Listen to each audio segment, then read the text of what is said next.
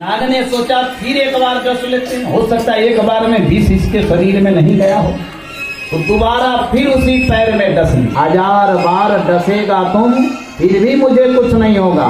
तो सांप बोला क्यों? उस आदमी ने कहा तू 1000 बार डसेगा तो भी कुछ नहीं होगा, क्योंकि जिस पैर में तू डस रहा है वो पैर नकली है, सहरसा से बनवा के लाए। अब सोचो भैया, जिसका पैरे नकली होगा उसको कभी जहर लगेगा? इतना होशियार कलयुग का आदमी होता है। इसलिए भगवान ने कहा ये यथा मांग प्रपद्यन्ते तां तस्थै भजाम्यहम्, तुम जैसे मुझे भजोगे मैं भी तुझे।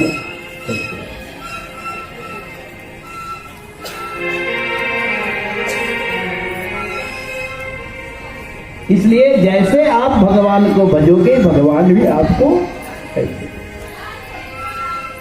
चल दिए सभी देवता सभी देवियां धरती पर आ गई, ब्रह्मा जी भी चले गए और अब भगवान के अवतार की प्रतीक्षा करने में धरती। कलयुग से इस धरती पर मथुरा में जदुवंशी का भोजवंशी का राज था। भोजवंशी के राजा थे उग्रसेन और जदुवंशी के राजा सूरसेन। सूरसेन को एक बेटा वसुदेव और उग्रसेन को एक पुत्र कंस। कंस और वसुदेव में मित्रता हो गई, लेकिन विचार दोनों के नहीं मिलते थे। सज्जन का प्रेम दुर्जन से नहीं होता, और यदि होता है तो अधिक समय तक ठहरता नहीं। बस कंस ने क्या किया, अपनी चचेरी बहन देवक की बेटी देवकी का विवाह वसुदेव जी से तय कर दिया। हालांकि वसुदेव जी का विवाह इससे पहले भी हो चुका था। उनकी कई पत्नियां थी, जिसमें एक रोहिणी भी थी। रोहिणी चली गई थी नंद जी के यहाँ डर के मारे, और वसुदेव जी का विवाह जब देवकी से हुआ तो कंस ने प्रजा को दिखाने के लिए देवकी को रथ पर बैठाया और उसको प्रेम से उसकी ससुराल तक पहुंचाने चला। रास्ते में कंस जब जा रहा था तभी आकाशवाणी हुई कि रे कंस, जिस देवकी को तू पहुंचाने जा रहा है, इस देवकी का जो 8वां बेटा होगा वही तुम्हें मारेगा और वही तेरी मृत्यु का कारण। पथि प्रग्रहणम कंसस्यः माभास्यम शरीरवात्। मतलब आकाशवाणी हुई और शरीरणी वाणी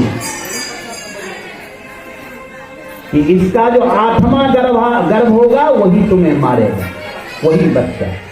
कंस ने जैसे ये सुना उसका क्रोध बढ़ गया। उसने देवकी के बाल पकड़कर रथ से खींचकर नीचे गिरा दिया, ही रहा गया।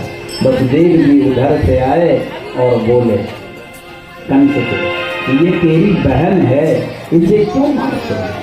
कंस ने कहा तुमने सुना नहीं आकाशवाणी में क्या कहा गया कि इसका 8वां बच्चा मुझे मारेगा। तो मैं चाहता हूं न इसका 8वां बच्चा जन्म लेगा न मुझे मारेगा, इसलिए मैं देवकी को ही खत्म कर दूंगा। न देवकी रहेगी न मेरा काल जन्म लेगा। बोलो राधे राधे राधे राधे। कंस से वसुदेव जी बोले कि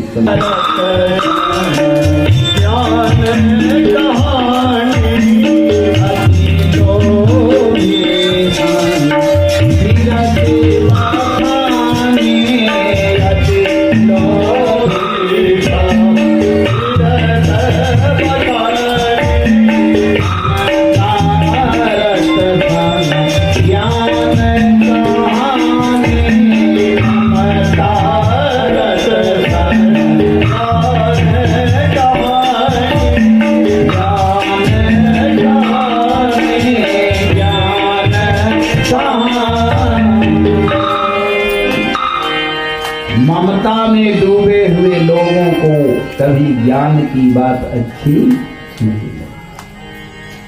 इसलिए कंस कुछ नहीं सुना, देवकी वसुदेव को मारने लगा। वसुदेव बोला कि एक काम करो, यदि तुम्हारे मन में ये शंका है कि देवकी का आठवां पुत्र मुझे मारेगा, तो मैं तुम्हें वचन देता हूं कि देवकी के गर्भ से जितने बच्चे जन्म लेंगे, 1 से लेकर 8 तक तुम्हें मैं जन्म लेते ही सुपुर्द कर दूंगा, सौंप दूंगा। जो करना होगा करना, अब तो छोड़ सकते हैं। तब कंस ने वसुदेव और देवकी दोनों को कारागार में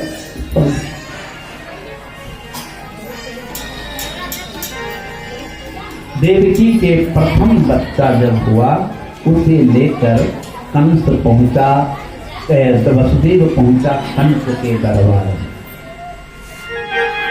और पहला बच्चा कंस को दिया कि ये लो।